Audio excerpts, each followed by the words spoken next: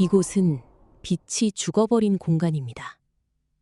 바다를 집어삼킬 듯 으르렁거리는 폭풍우가 영겁의 시간 동안 단 한순간도 쉬지 않고 몰아치는 곳. 단테 알리기에리의 신곡, 지옥편 제5곡, 유욕의 죄를 지은 자들이 갇힌 애욕의 지옥입니다. 이 검은 소용돌이 속에서 영혼들은 이리저리 찢기고 내동댕이 쳐지며 비명과 통곡을 쏟아냅니다.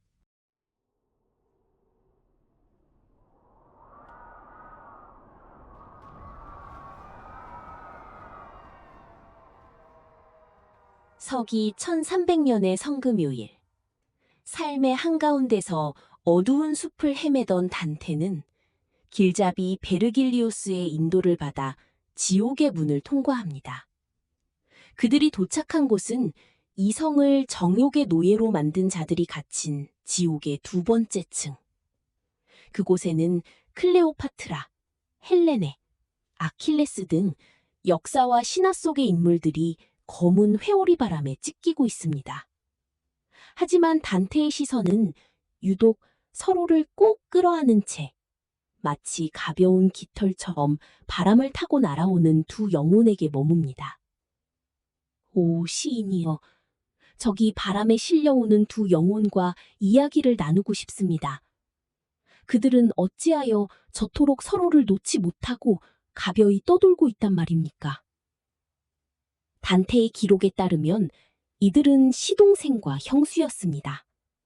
명백한 불륜이자 가톨릭 교리가 지배하던 중세 유럽에서는 영원한 저주를 받아 마땅한 대죄인들이었죠. 프란체스카 다 폴렌타. 그녀는 단테에게 자신들의 비극적인 사랑과 죽음의 순간을 고백합니다. 사랑이라는 이름으로 시작된 운명, 그리고 그 사랑 때문에 맞이한 잔혹한 죽음. 프란체스카의 입술을 통해 흘러나오는 이야기는 너무도 애절하여 단테는 숨을 쉴 수조차 없었습니다. 프란체스카여, 그대의 고통이 나를 슬프게 하여 눈물을 흘리게 하는구나. 아, 얼마나 많은 달콤한 생각과 얼마나 큰 갈망이 이들을 이 슬픈 길로 인도하였단 말인가. 신의 심판조차 갈라놓지 못한 두 영혼의 포옹. 단테가 흘린 눈물은 엄격한 중세의 종교적 도구마와 인간 본연의 맹목적인 감정 사이에서 갈등하던 한 시대의 탄식이었습니다. 단테는 신의 섭리에 따라 그들을 지옥에 배치했지만 인간적인 차원에서는 그들의 사랑을 깊이 이해하고 슬퍼했습니다. 단테 자신이 베아트리체라는 이루지 못한 사랑의 열병을 앓았던 인물이었기 때문이죠. 파올로와 프란체스카는 단순한 죄인이 아니라 인간이 가진 거부할 수 없는 감정의 나약함을 상징하는 거울이었습니다. 유욕의 죄를 지은 자들이 영원히 쉴 새 없이 몰아치는 검은 바람에 휩쓸려 다니는 형벌의 공간. 그러나 단테는 이 불륜의 연인들을 향해 저주를 퍼붓는 대신 가슴을 부여잡고 통곡하다 끝내 정신을 잃고 쓰러집니다. 그렇다면 이들을 이 영겁의 폭풍 속으로 몰아넣은 지상의 사건은 대체 무엇이었을까요? 이제 지옥의 문을 닫고 700년 전 피비린내 나는 권력의 각축장이었던 이탈리아 로마냐 지방으로 시간을 되돌려 봅니다. 여기에서 단테에게 들려준 프란체스카의 이야기가 시작됩니다. 라벤나의 영주, 귀도 다 폴렌타는 오랜 원수였던 리미니의 말라테스타 가문과 위태로운 평화조약을 맺습니다. 그리고 이 조약의 담보로 바쳐진 재물이 바로 그의 아름다운 딸 프란체스카였습니다. 13세기 후반의 이탈리아는 그야말로 아수라장이었습니다. 1275년 교황을 지지하는 구엘프파와 신성 로마 제국 황제를 지지하는 기벨린파로 나뉘어 도시국가들은 하루가 멀다 하고 잔혹한 살육전을 벌였습니다. 배신과 암살은 일상이었고 어제의 동지가 오늘의 적이 되는 혼돈의 시대. 아드리아해에 면한 두 강력한 도시국가, 라벤나와 리미니 역시 예외는 아니었죠.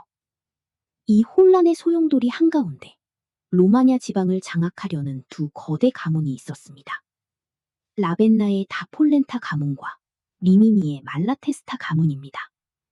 라벤나의 영주 귀도 다폴렌타는 오랜 정적들을 물리치기 위해 강력한 군사력을 가진 리미니의 말라테스타 가문과 동맹을 맺어야만 했습니다. 중세시대 가문 간의 가장 확실한 동맹은 바로 결혼이었습니다. 귀도는 자신의 가장 아름다운 딸 프란체스카를 말라테스타 가문의 장남에게 시집 보내기로 결정합니다. 상대는 리미니의 후계자 조반니 말라테스타. 사람들은 그를 잔초토, 즉 절름발이 조반니라 불렀습니다. 그는 잔혹하고 포악했으며 한쪽 다리를 심하게 저는 추악한 외모의 소유자였습니다. 하지만 그는 전장에서만큼은 무자비한 능력을 발휘하는 말라테스타 가문의 핵심 전력이었습니다. 귀도 다폴렌타는 딸 프란체스카가 이 흉측한 남자와의 결혼을 거부할 것이 뻔하다는 것을 알고 있었습니다.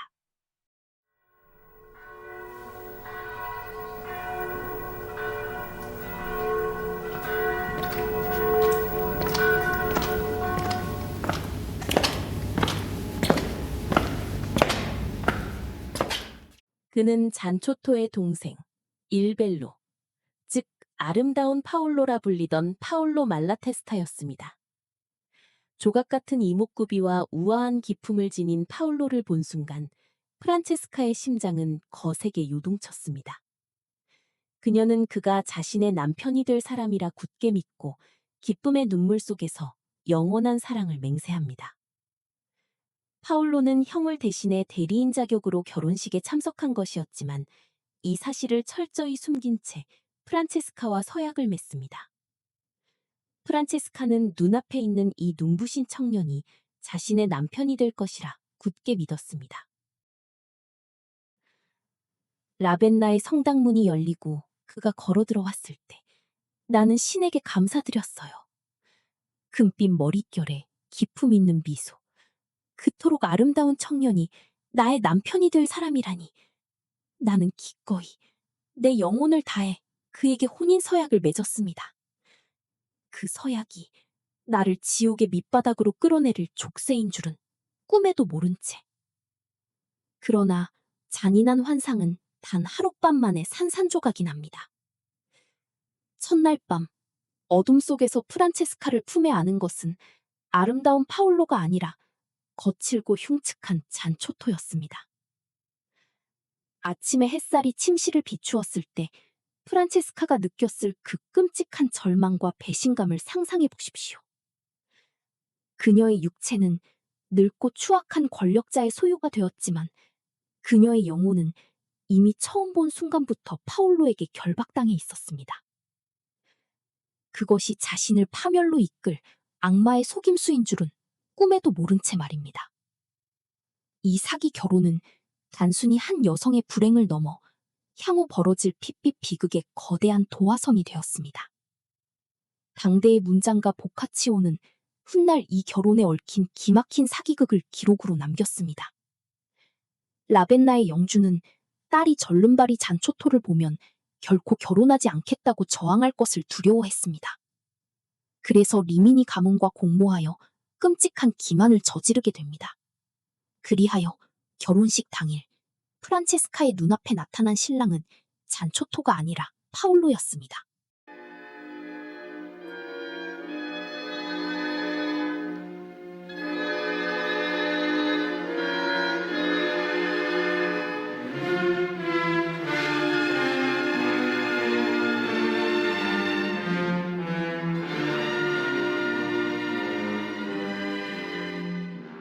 리미니의 차가운 성벽 안에 갇힌 프란체스카. 그녀의 영혼은 이미 시들어가고 있었습니다. 남편 잔초토는 끊임없이 전쟁터를 떠돌았고 그녀의 곁에는 오직 침묵과 고독만이 맴돌았습니다. 하지만 운명의 장난처럼 그녀의 시야에는 늘 자신을 속였던, 그러나 마음을 빼앗겨버린 청년 파올로가 머물고 있었습니다. 정략의 제단에 바쳐진 희생양은 이제 서서히 금지된 욕망에 눈을 뜨기 시작합니다. 잔초토는 훌륭한 용병대장이었지만 남편으로서는 최악이었습니다. 그는 끊임없이 전쟁터를 떠돌았고 성에 머물 때면 아내를 소유물처럼 거칠게 다뤘습니다. 프란체스카에게 허락된 것은 오직 차가운 돌벽에 둘러싸인 채 자수를 놓거나 책을 읽으며 숨죽여 지내는 것뿐이었습니다. 이것이 당시 모든 귀족 여성들에게 강요된 정숙한 아내의 의무였습니다. 프란체스카의 비극은 그녀가 단순히 아름다운 여성이 아니라 자의식이 강하고 문학적 소양이 깊은 지식인이었다는 데 있습니다. 그녀는 프랑스에서 유행하던 기사도 문학과 로맨스 시를 읽으며 자랐습니다. 사랑이 없는 결합을 강요하는 봉건제도의 폭력성 앞에서 그녀의 내면은 서서히 분노와 허무로 타들어가고 있었을 겁니다. 그리고 그 지옥 같은 일상 속에 유일한 숨통이 되어준 사람이 있었습니다. 바로 파올로였습니다. 파올로 역시 정치적인 이유로 이미 다른 가문의 여성과 결혼한 유부남이었습니다. 형 잔초토가 전쟁터로 떠나 성을 비울 때면 파올로는 형수를 위로하기 위해 혹은 죄책감 때문에 그녀를 찾아왔습니다. 두 사람은 함께 정원을 거닐고 시를 읽고 음악을 들었습니다. 폭력과 야만이 지배하는 리미니의 성 안에서 두 사람이 공유한 시간은 유일하게 인간의 온기를 느낄 수 있는 오아시스였습니다. 처음에는 연민과 죄책감으로 시작된 감정이었으나 억압된 공간 속에서 두 사람의 영혼은 치명적인 속도로 서로에게 얽혀 들어가기 시작합니다. 중세의 억압적인 가부장제 속에서 여성의 몸과 마음은 오직 남편의 소유였습니다. 이런 상황에서 프란체스카가 파올로에게 마음을 연 것은 가문이 강요한 거짓된 운명을 거부하고 나 자신의 의지로 사랑할 대상을 선택하겠다는 매우 위험하고도 도발적인 자아의 선언이었습니다. 이 정략 결혼은 애초부터 파멸의 씨앗을 품고 있었습니다. 리미니의 음습한 성체 안에서 형수와 시동생이 된 두 사람은 서로를 향한 갈망을 숨긴 채 숨막히는 나날을 보내야만 했습니다. 가문의 명예, 종교적 윤리, 그리고 언제 폭발할지 모르는 잔초토의 광기 어린 질투심이네. 이 모든 억압은 역설적으로 두 사람의 욕망을 더욱 치명적인 것으로 벼려내고 있었습니다.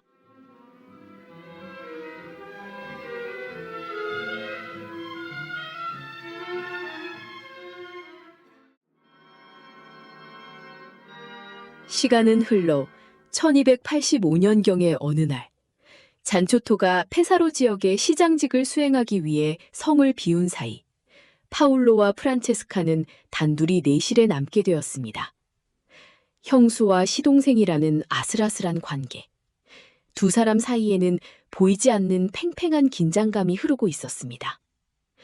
침묵을 깨기 위해 그들은 책, 란슬롯과 기네비어를 함께 읽기 시작합니다. 그들이 펼친 책은 아서왕의 왕비 기네비어와 원탁의 기사 란슬롯의 치명적인 불륜을 다룬 로맨츠 소설이었습니다. 충성스러운 기사가 주군의 아내를 사랑하게 된다는 이야기. 그것은 마치 파올로와 프란체스카, 그들 자신의 처지를 거울처럼 비추고 있었습니다. 소설 속 문장들이 입술을 통해 흘러나올 때마다 두 사람의 억눌렸던 감정은 서서히 요동치기 시작했습니다. 우리는 즐거움을 위해 란슬롯이 어떻게 사랑에 얽매이게 되었는지 읽고 있었습니다. 우리는 단둘이었고 아무런 의심도 없었습니다. 그 이야기를 읽는 동안 몇 번이나 우리의 시선이 마주쳤고 그때마다 우리의 얼굴은 창백해졌습니다. 문학은 현실의 방어벽을 허무는 강력한 마법이었습니다.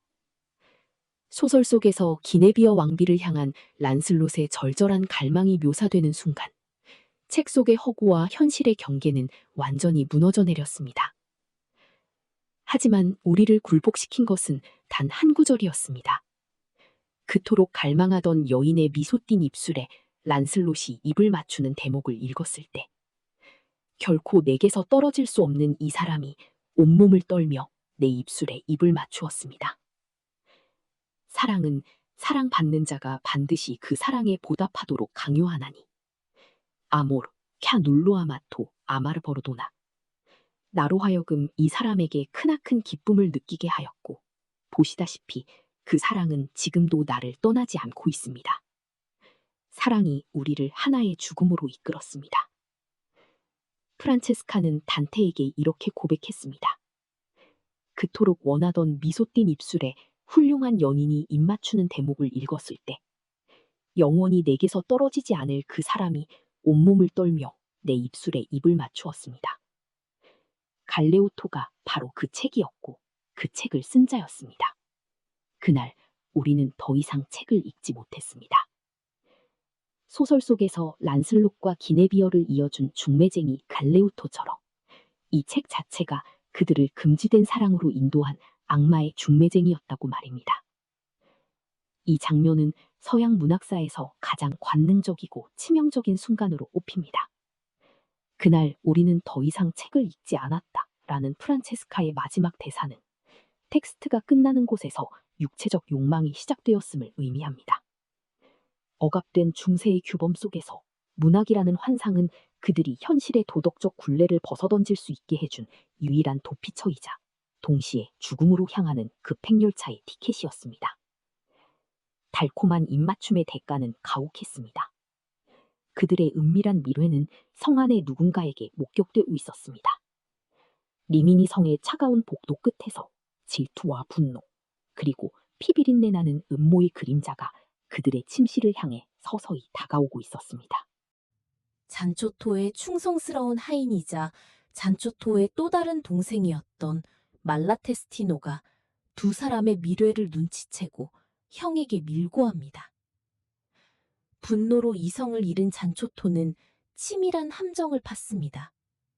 그는 성을 떠나 페사로로 간다고 거짓말을 한 뒤 한밤중에 몰래 예정보다 일찍 그라다라 성으로 은밀히 돌아왔습니다.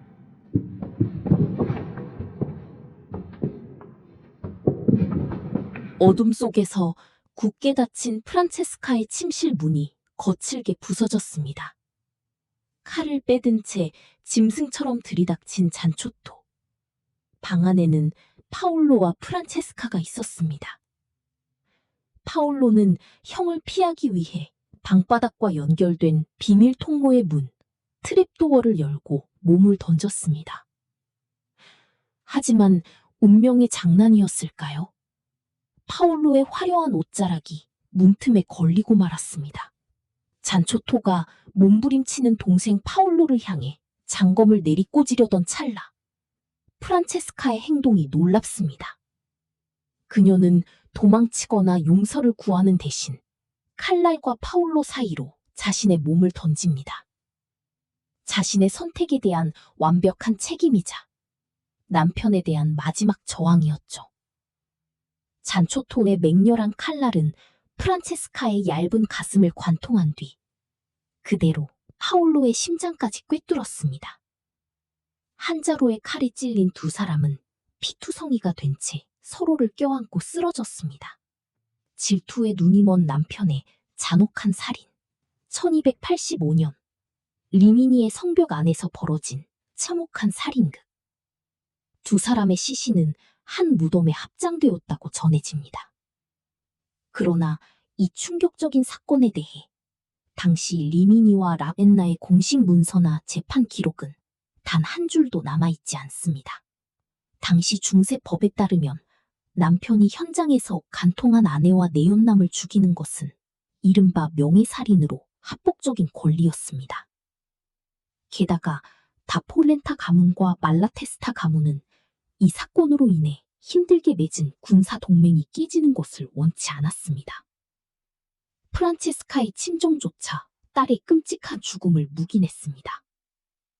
철저한 정치적 계산 앞에서 두 사람의 죽음은 흔적도 없이 은폐되어야만 했기에 그저 불명예스러운 사고로 묻혀버리고 말았습니다.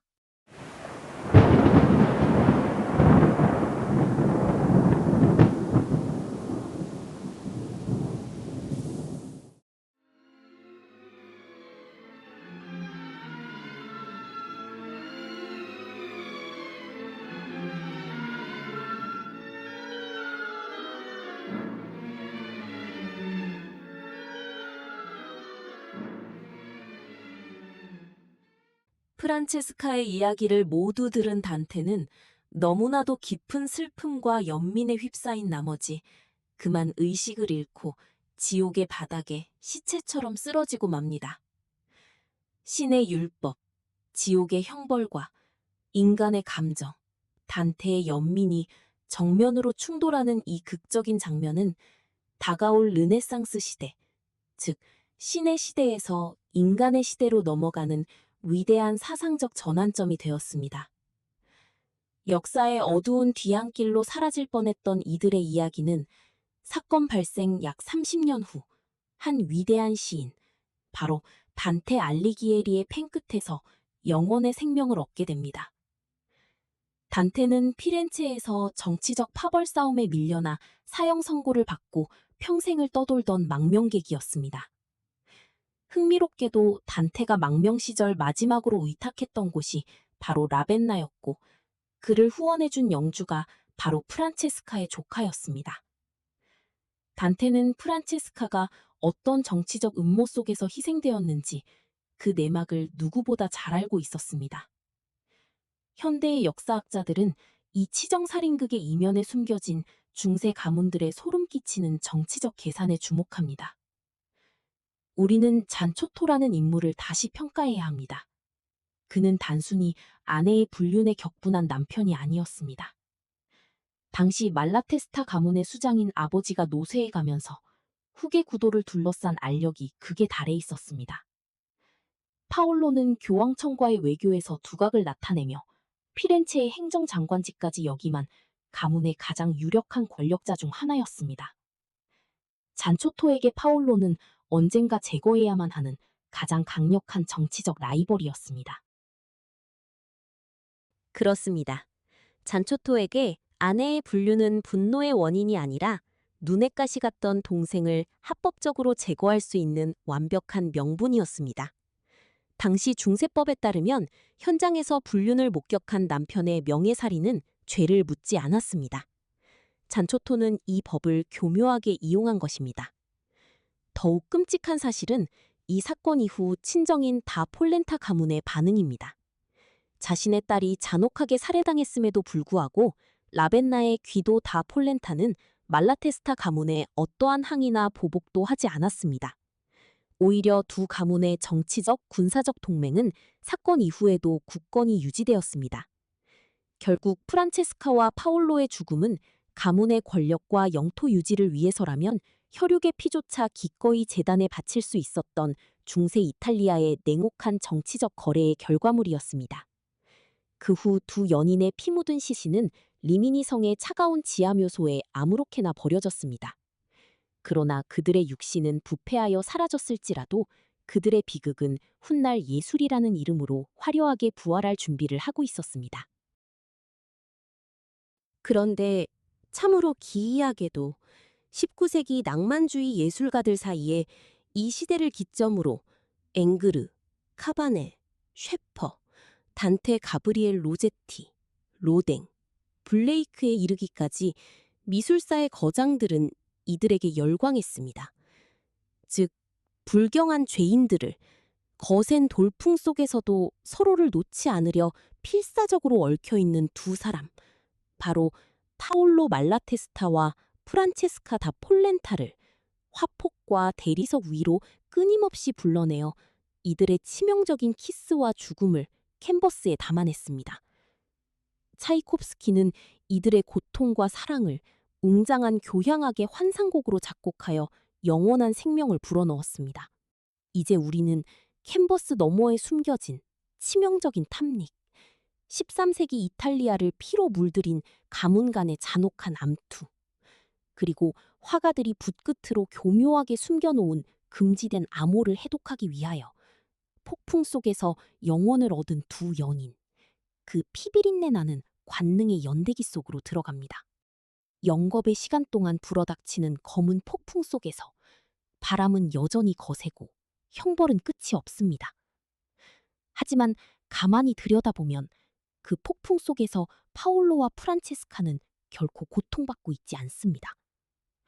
그들은 이승의 잔혹한 율법과 폭력적인 남편, 자신들을 도구로 썼던 가문의 굴레를 완전히 벗어던진 채 오직 서로의 체온에 기대어 우주를 유영하고 있습니다. 지옥의 밑바닥이 아닌 그들만의 영원한 천국 속에서 700년 전 미미니의 참극은 파멸이 아니었습니다. 그것은 죽음마저 뛰어넘은 인간의 사랑이 거둔 가장 위대하고도 슬픈 승리, 아름다운 그림, 슬픈 이야기로 예술가의 작품 속에 영원히 남아 있습니다.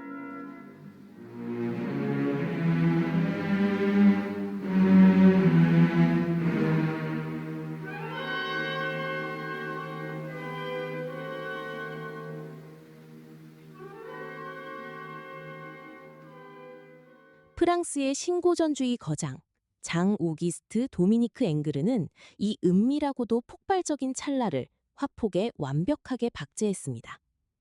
그는 무려 5점의 파올로와 프란체스카 그림을 남겼습니다. 화면 중앙을 보면 화려한 붉은색과 푸른색의 중세 의상을 입은 두 남녀가 있습니다. 프란체스카의 손에서 두꺼운 양장본책이 바닥으로 툭 떨어지기 직전입니다. 이 책은 랜슬롯과 기네비어 왕비의 불륜을 다룬 로맨스 소설이었습니다. 파올로의 입술이 프란체스카의 뺨에 닿는 순간 그녀의 몸은 활처럼 미세하게 휘어지며 파올로를 향해 기울어집니다. 앵그르는 이들의 육체적 접촉을 극도로 절제하여 표현했습니다. 노골적인 정사가 아니라 이성이 무너지고 본능이 깨어나는 바로 그 미세한 경계선을 포착한 것입니다. 하지만 이 그림이 진정으로 소름 끼치는 이유는 두 연인의 아름다움에 있지 않습니다. 시선을 그림의 오른쪽, 짙은 그림자가 드리워진 커튼 뒤로 옮겨보십시오. 그곳에 잔초토가 있습니다. 그의 얼굴은 일그러져 있고 오른손은 이미 날선 장검의 자루를 꽉 쥐고 있습니다. 앵그르는 빛과 어둠의 완벽한 대비를 통해 공간을 분리했습니다. 왼쪽의 연인들이 발산하는 따뜻하고 관능적인 붉은 빛과 오른쪽 잔초토가 뿜어내는 차갑고 죽음과도 같은 푸른 어둠. 이 그림은 단순한 사랑의 미로가 아닙니다.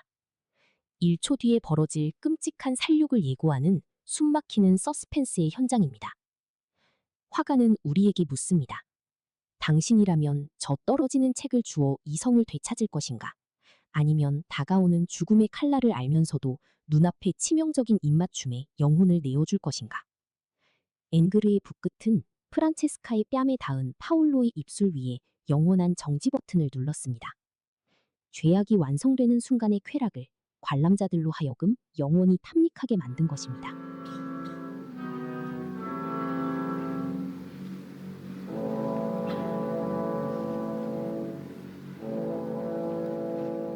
육신의 죽음은 끝이 아니었습니다. 그들의 영혼은 단테가 기다리는 지옥의 제2원, 애욕의 폭풍 속으로 떨어졌습니다. 하지만 19세기의 낭만주의 화가들은 단테의 지옥마저도 연인들을 위한 천국으로 뒤바꾸어 놓습니다. 네덜란드 출신의 프랑스 낭만주의 화가 아리 셰퍼의 작품을 보십시오. 이 그림은 앞선 화가들의 작품과는 완전히 다른 차원의 서사를 보여줍니다. 화면 전체를 감도는 푸르고 창백한 빛. 중력의 법칙을 벗어난 듯 허공을 떠도는 두 영혼은 지옥의 형벌을 받는 죄인들이라기보다는 마치 승천하는 순교자들처럼 보입니다. 프란체스카는 눈을 감은 채 파올로의 어깨에 고개를 기대고 있고 파올로는 두 손으로 얼굴을 감싼 채 비통함에 잠겨 있습니다. 흥미로운 것은 그림의 오른쪽, 어둠 속에서 이들을 지켜보는 단테와 베르길리우스의 모습입니다. 단테는 이들의 비극적인 이야기를 듣고 너무나 큰 슬픔과 연민을 느낀 나머지 그만 정신을 잃고 바닥에 쓰러지게 됩니다. 셰퍼는 묻고 있습니다. 사랑이 죄라면 이토록 아름답고 순수한 영혼들을 영원한 고통 속에 밀어넣는 신의 섭리란 과연 정당한 것인가? 셰퍼의 붓질은 단테의 텍스트를 넘어 이단적인 질문을 던집니다. 영국의 시인이자 환상적인 선구자였던 윌리엄 블레이크의 해석은 한 걸음 더 나아갑니다. 블레이크가 그린 지옥은 끝없는 에너지의 폭발입니다. 거대한 불기둥과도 같은 소용돌이 속에서 영혼들은 나선형을 그리며 솟구쳐 오릅니다. 블레이크의 눈에 파울로와 프란체스카는 지옥의 피해자가 아니었습니다. 그들은 억압적인 이성과 종교적 도덕률을 산산조각 내버린 순수한 욕망과 에너지의 화신이었습니다. 블레이크에게 육체의 사랑은 영혼의 해방을 의미했습니다. 그의 그림 속에서 폭풍은 그들을 벌하는 채찍이 아니라 그들의 열정이 만들어낸 거대한 우주적 오르가즘의 표현입니다. 이 시점에 이르러 파울로와 프란체스카는 단순한 불륜남녀라는 오명을 완전히 벗어던집니다. 그들은 세속의 법과 종교의 교리를 뛰어넘어 오직 사랑이라는 숭고한 가치를 위해 기꺼이 지옥의 불구덩이로 뛰어든 낭만주의의 영원한 아이콘으로 부활한 것입니다. 그리고 프랑스의 거장 오귀스트 로댕. 그가 만든 조각상 지옥의 문을 위해 디자인했던 수많은 군상 중 가장 관능적이고 아름다운 조각이 바로 이 두 사람을 모델로 한 것입니다. 훗날 이 조각은 독립된 작품으로 세상에 나오게 되는데 그것이 바로 전 세계인이 사랑하는 조각상 키스입니다. 지옥의 고통조차 갈라놓을 수 없었던 두 사람의 입맞춤은 예술의 힘을 빌려 영원한 아름다움으로 승화되었습니다. 금지되었기에 가장 아름다운 파울로와 프란체스카의 그 잔혹하고도 눈부신 탄미의 연대기에서 관능과 죽음의 미학에 관하여 정점을 찍은 또 하나의 화가가 여기 있습니다. 그날 밤 더 이상 책을 읽지 못했던 두 사람에게 찾아온 것은 구원이 아니라 차가운 강철의 심판이었습니다. 밀고자의 귓속말을 듣고 침실문을 부수고 들어온 잔초토. 파울로는 바닥에 있는 비밀문을 통해 도망치려 했으나 그의 화려한 망토자락이 문고리에 걸리고 맙니다. 남편의 칼날이 사랑하는 이의 심장을 향해 쇄도하는 순간 프란체스카는 주저없이 파울로를 막아섰고 잔초토의 광기 어린 칼날은 단 한 번의 찌름으로 두 사람의 가슴을 동시에 관통해버립니다. 앞선 이들의 작품과는 또 다른 의미로 강렬한 주목을 끄는 19세기 화가는 프란체스카와 파울로의 이 끔찍한 살해 현장을 소름 끼치도록 아름답게 그리고 극도로 퇴폐적으로 재창조했습니다. 창백하게 식어가는 두 남녀가 쓰러져 있습니다. 피비린내 나는 살육의 현장이라기엔 너무도 우아합니다. 프란체스카의 몸은 빛을 발하듯 눈부시게 하얗습니다. 그녀의 늘어진 팔은 이미 생명을 잃었으나 그녀의 얼굴에는 고통보다 일종의 평온함, 심지어는 황홀경의 잔여물마저 엿보입니다. 파울로는 죽어가는 순간에도 그녀의 어깨에 입을 맞추려는 듯 혹은 그녀를 영원히 자신의 품에 가두려는 듯 몸을 웅크리고 있습니다. 그녀의 눈부시게 하얀 피부는 흘러내린 붉은 피와 극단적인 색채 대비를 이루며 시각적인 충격을 극대화합니다. 파울로는 죽어가는 순간에도 그녀를 보호하려는 듯 끌어안은 채 절명해 있습니다. 그리고 화면 오른쪽 구석, 피 묻은 칼을 쥔 채 커튼 뒤로 모습을 감추는 잔초토의 실루엣. 그는 살인자임에도 불구하고 마치 이 아름다운 연극의 무대에서 쫓겨나는 불청객처럼 초라하게 묘사되어 있습니다. 살롱에 출품했던 나의 프란체스카는 내 영혼을 갉아먹는 작업이었다. 그 여인의 피부의 감도는 푸른빛의 죽음을 표현하기 위해 나는 몇 밤을 지새웠다. 죽음의 순간조차 관능적이면서 충격적이게도 불길한 화포. 파울로와 프란체스카의 죽음이라는 제목의 명작을 완성한 이는 다름 아닌 알렉상드르 카바넬입니다. 카바넬은 나폴레옹 3세의 총애를 한몸에 받으며 에콜 데 보자르의 교수직을 역임했던 인물로서 19세기 프랑스 화단을 지배했던 관학파, 즉 아카데미즘의 절대적인 거장이며 동시에 가장 엄격한 도덕과 고전적 규범을 수호해야 할 의무를 지닌 예술계의 대제사장이었습니다. 예술은 고귀해야 하며 인간의 이성을 고양시켜야 한다. 그런데 왜 이토록 도덕적이어야 할 시기에 가장 보수적인 화단의 정점에 섰던 카바넬은 인류 역사상 가장 부도덕한 사랑, 시동생과 형수의 불륜이라는 금기된 지정을 이토록 탄미적이고 아름답게 묘사했던 것일까요? 카바넬의 붓끝은 도덕의 경계를 넘어 인간의 가장 깊고 어두운 욕망의 심연을 건드리고 있었습니다. 어찌하여 19세기의 부르주아 관람객들은 이토록 잔인한 죽음의 장면에 열광했을까요? 당시 유럽을 휩쓸던 기조는 이른바 에로스와 타나토스, 즉 사랑과 죽음의 결합이었습니다. 죽음만이 현실의 모든 굴레와 억압을 끊어내고 사랑을 완성할 수 있다는 리베스토트의 미학. 카바넬은 살인이라는 야만적인 행위를 영원한 사랑을 완성하기 위한 숭고한 종교적 의식처럼 미화시켰습니다. 관람객들은 도덕적 우월감을 느끼며 그들의 죄를 비난하는 동시에 캔버스에 흩뿌려진 붉은 피와 창백한 육체가 뿜어내는 에로티시즘에 깊이 매혹됩니다. 죽음조차 파괴하지 못한 관능, 그것이 바로 화가가 숨겨놓은 위험한 미학적 연금술이었습니다. 폭풍은 결코 멈추지 않을 것입니다. 그러나 그 영원한 형벌의 소용돌이 속에서 서로를 올가맨 두 사람의 포옹 또한 영원히 풀리지 않을 것입니다.